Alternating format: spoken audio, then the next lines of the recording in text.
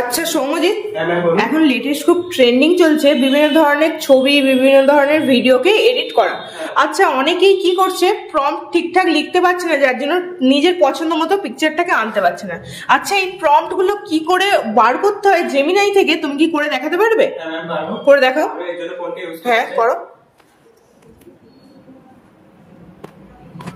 প্রথমে Gemini app খুলে নেবো। খুলে নিয়ে আমি একটা ছবি আপলোড করে দেবো। এই ছবিটাকে আপলোড করলাম। আমি এই প্রম্পটটাকে পেস্ট করে দেবো।